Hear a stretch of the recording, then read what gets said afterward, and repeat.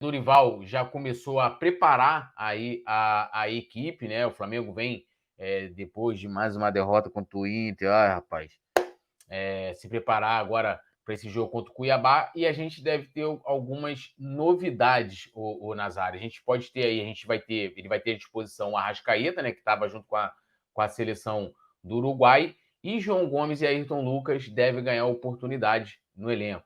Ainda bem. João Gomes ele treinou na vaga do Arão, né? O Arrascaeta entrou ali no lugar do Thiago Maia e o Andreas deve ser mantido ali no meio de campo do Flamengo, provavelmente fazendo a dupla de volante com o João Gomes. Na esquerda, né, o Felipe Luiz sai para a entrada do Ayrton Lucas e provavelmente a restante da equipe, a gente vai colocar aí, já está aí na tela, né? É essa aí que vocês estão vendo. Então, Nazário, passa aí para a gente a provável escalação e o que você achou aí das alterações. E lembrando também, uma informação aqui para a gente falar da escalação, bastante aqui, debater, é que o Rodrigo Caio vai ser poupado, né? Lembrando que o Rodrigo Caio estava no planejamento, né, de retorno gradual aos jogos, então, por exemplo, ele já não deveria ter jogado, se eu não me engano, contra o Red Bull Bragantino ou contra o Inter, não lembro agora exatamente a partida, deveria ter sido poupado, mas contra o Red Bull Bragantino, diante dos problemas, né, da pressão que o Flamengo sofria ali, principalmente por conta do seu setor defensivo, ele acabou sendo escalado naquela ocasião por Paulo Souza. Então, amanhã, pensando nos jogos contra o Atlético Mineiro, lembrando que a gente vai enfrentar o Atlético pelo Campeonato Brasileiro nesse final de semana e depois a gente enfrenta, né, já na primeira partida das oitavas de final da Copa do Brasil. Então, a gente não deve ter Rodrigo Caio. E aí eu queria te ouvir sobre essas alterações. Então, vamos lá para enumerar para a galera. Na zaga, provavelmente a gente deve ter o Davi Luiz no lugar do Rodrigo Caio, poupado. Na lateral esquerda, sai Felipe Luiz, entra o Ayrton Lucas. No meio de campo, sai Arão, entra João Gomes. E lá na meiuca, né, ali onde acontece, né, onde a mágica acontece, né, a gente deve ter o retorno do Arrascaeta. Aí é contigo, Nazário. Pois é, e de repente, eu estava pensando numa outra coisa que de repente ele não colocaria o Everton Ribeiro, colocaria o Pedro e abriria o Gabigol, né, à direita e colocaria o Pedro mais centralizado, fazendo ali uma referência dentro da área, não sei, vamos ver, né? Agora, eu gostei muito e gostaria também de reafirmar e apontar novamente aquilo que você falou. Gostei muito da sua fala quando você disse que a filosofia do Flamengo, lamentavelmente, não acompanha alguns exemplos como o do Real, né? O Marcelo, que é uma lenda, né? Essas foram as suas palavras, é uma lenda, e eu concordo em número, gênero e grau, está encerrando a sua carreira, assim como outros jogadores, outras marcas, né, vamos dizer assim, deixaram o Real, porque o clube entende que o projeto tem que ser dado continuidade. Você não pode se apegar a um jogador que foi muito importante, que ganhou muitos títulos, que fez muitos gols, né, que tem boas lembranças, ok, isso é bacana, mas, assim como em outros esportes, quando você tem um jogador que chega num dado momento da carreira que o cara não consegue mais render o que rendia, o que é muito natural, né? O cara vai envelhecendo, perde explosão, perde velocidade, perde elasticidade e o rendimento começa a cair, não porque ele seja ruim, não, mas é porque o corpo não aguenta mais, né? E hoje, como o futebol é muito pegado, tem muita velocidade, muita entrega, hoje o jogador de futebol, ele corre o triplo do que corria um jogador na década de 70, na década de 80, em termos de distância, né? Então, hoje o futebol é mais corrido, é mais disputado, ele é mais físico do que nos anos 80. E isso acaba exigindo muito do jogador dentro de campo. Então, a gente tem alguns exemplos. Felipe Luiz é um deles, muito claro, que não consegue mais render o que rendia, né? Não era o forte dele, por exemplo, chegar no fundo, etc. e tal, a gente sabe, mas já está mais que comprovado que ele não consegue acompanhar o ritmo dos jogos. Ele, quando pega um atacante muito veloz, ele não consegue dar conta. A gente já falou isso em algumas oportunidades. Assim, é a tendência de quem tem mais de 30 anos. 34, 33, 35. Você começa a perder para um cara que tem 19, 20, às vezes 17, e que tem muita velocidade. É da natureza humana, não tem jeito. E aí eu também gostei muito quando você falou que renovaram com o Rodinei, com o Diego, com o outro Diego, e aí os caras trazem o Dorival e falam, né? Olha, vamos reformular. Porra, reformular como? Reformular como se os caras estão botando para dentro quem já era para colocar para fora, né? Então é uma filosofia que não bate muito, né? O que se fala não bate com o que se faz, né? Era como minha avó sempre falava, né? Não acredite no que falam, acredite nas atitudes, nas ações. Elas é que dizem a verdade. E é o que a gente está vendo no Flamengo, né? Então o Dorival tem uma missão muito difícil.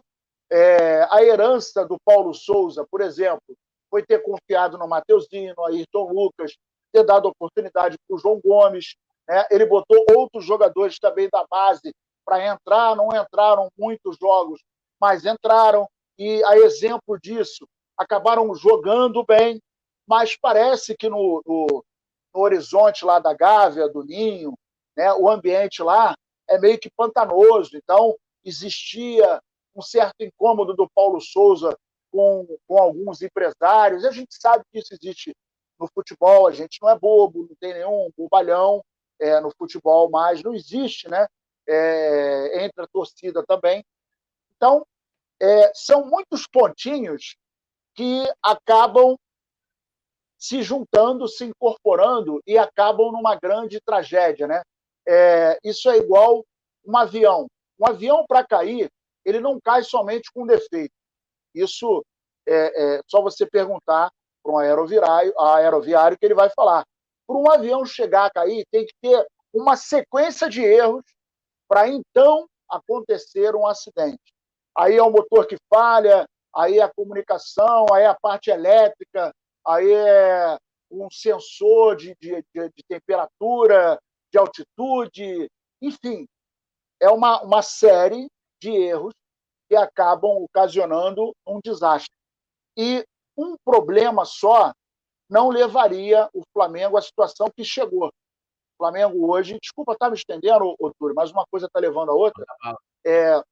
O Flamengo hoje se encontra numa situação vexatória. Eu acho que o adjetivo mais próximo do que o Flamengo vive hoje é uma situação vexatória, porque a gente tem um clube que tem um potencial gigantesco, mas mal comparando, é como se a gente tivesse uma Ferrari e o cara que está pilotando essa Ferrari é um cara que é campeão olímpico de nado sincronizado. Não tem nada a ver com corrida. O cara não vai saber pilotar uma Ferrari. Então, quando ele pegar alguém mais ou menos na pista, mesmo que ele tenha um baita carro, uma tecnologia de ponta, ele não vai conseguir performar porque não é a praia dele. E, lamentavelmente, desculpa, esqueci que não pode criticar a diretoria, que a diretoria fica bravinha.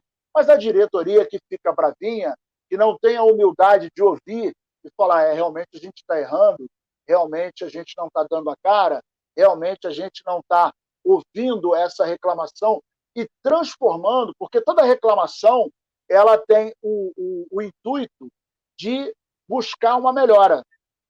E a torcida, que é apaixonada pelo Flamengo, que quer ver o bem do Flamengo, quando reclama é porque quer ver uma guinada nessa história. Então, esse é um time em que agora o Dorival teve um pouquinho mais de tempo para conversar, para falar o que ele gostaria, para absorver algumas percepções dentro do elenco. Eu acho que a gente tem um problema muito além da parte técnica. Eu acho que passa pelo campo psicológico, eu acho que passa pelo campo administrativo, eu acho que passa pelo campo das vaidades, eu acho que passa pelo campo da falta de humildade, eu acho que falta pelo campo, principalmente, da pirâmide organizacional do nosso time. Nós temos uma pirâmide, mas que ela não está consolidada. E dentro desse universo, a missão do Dorival é muito difícil, muito complicada. E cabe a ele tentar injetar um pouco de ânimo nessa galera, mas algumas mudanças, algumas reformulações são absolutamente necessárias, Poeta. Eu concordo com você. A galera está comentando aqui bastante e até falando dessa equipe e aí eu já não, assim, uma objeção, né? Até passando aqui para a galera rapidamente, ó. Provável escalação de amanhã: Diego Alves, Mateuzinho, Davi Luiz e Pablo, fechando ali a linha de defesa, Ayrton Lucas. Mais à frente, Andreas e João Gomes. Depois, Bruno Henrique, Arrascaeta, Everton Ribeiro e fechando, Gabigol. Eu não colocaria o Andreas, né? A gente está aí, o contrato dele de empréstimo se encerra agora, né? No final do mês de junho. Se ele não vai ficar, não faz sentido o Dorival, né, insistir em colocá-lo na equipe titular, porque vai ser mais uma dor de cabeça que ele vai ter na hora que o Andreas sair, né? E também não acho que o Andreas contribua tanto, né? Túlio, mas ele fez um gol contra o Fluminense, fez um gol contra o Internacional e tal, né? Se vocês acham, né, estão satisfeitos que um jogador que está aí na casa dos 10, 15 milhões de euros aí, do Flamengo tem que pagar 15, 60 milhões, né? Beleza, eu acho que é muito pouco para um jogador que está avaliado, né, pelo clube que detém os seus direitos federativos com esse valor, né? Então eu colocaria ali, ou recuaria o Thiago Maia. Eu acho que o Thiago Maia, apesar de não estar sendo brilhante, ele vem como é que eu vou colocar? Vem prejudicando menos a defesa do que o Arão, por exemplo. Acho que o Arão está vivendo uma fase tenebrosa, né? O Arão, gols contras, teve aquele jogo contra o Fortaleza que ele entregou a bola no pé do atacante adversário. Então, eu colocaria o Thiago Maia, acho que compromete menos, né? E até já pensando no prosseguimento da temporada, porque a gente não sabe ainda, né? Tem essa questão aí do Vidal, mas ainda tem que resolver a situação com a Inter de Milão, que aí você teria João Gomes e Vidal, né? Você teria talvez um meio-campo mais, uma dupla de volante mais conservadora, mais marcador. Não sei se, né? Aí, sei, colocaria o João Gomes segundo volante, né? Algo que o Dorival terá que testar. Eu vi a galera falando muito aqui do Mateuzinho, e aí eu não sei se o Nazário também concorda, eu já vou ler a galera também, é que o Flamengo de fato tem tomado muitos gols, né? O Mateuzinho tem vacilado muito defensivamente, mas se a gente olhar, é aquilo que eu falo. Para mim, o problema é muito mais coletivo do que individual, né? Nesse caso aí, na parte defensiva. Vamos pegar o primeiro gol do Inter, né? Cara, o primeiro gol do Inter, né? Erro do Felipe Luiz. E aí, quando o Bustos pega a bola, que ele vai começar a fazer a jogada que resulta no gol do Everton, né? Acho que sei agora o nome do jogador, do atacante. O Felipe Luiz fecha no meio, né? O Davi Luiz, aí ele vem ali para cobrir o Felipe Luiz. Sendo que depois, cara, ele entra para poder compor a linha, né? E a lateral fica toda aberta. E aí o Bustos foi ali, virou uma avenida, ele vai ali e faz o cruzamento. Você fala assim, porra, beleza, que a origem da jogada foi um erro do Felipe Luiz. Mas depois, você tem todo um erro coletivo do sistema defensivo, né? Do lado esquerdo. Que geralmente o Davi Luiz joga por ali. Principalmente quando tá jogando com o Rodrigo Caio, que faz o lado direito.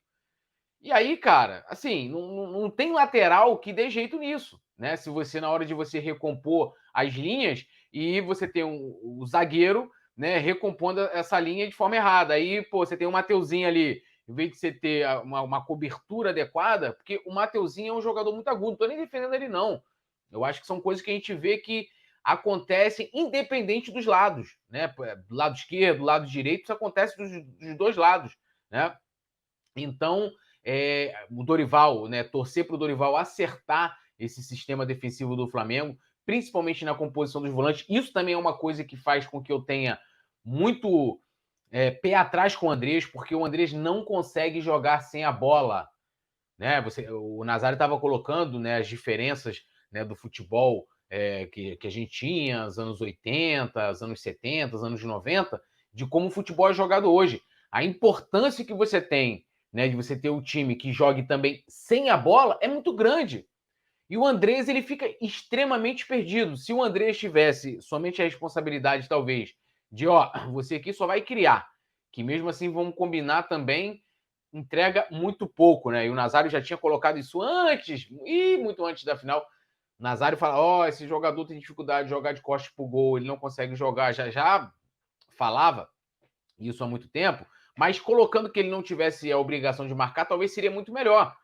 Mas não tem como você estar fazendo a dupla de volante, por mais que você seja o segundo volante e atue com mais liberdade, e você não tem essa obrigação de apoiar, ou de fazer uma cobertura, ou de voltar fazendo a recomposição. Por isso que o meio-campo do Flamengo tem as linhas espaçadas, frouxas, né, não tem marcação, e né, aqueles buracos que a gente vê em todos os jogos do Flamengo. Em todos os jogos.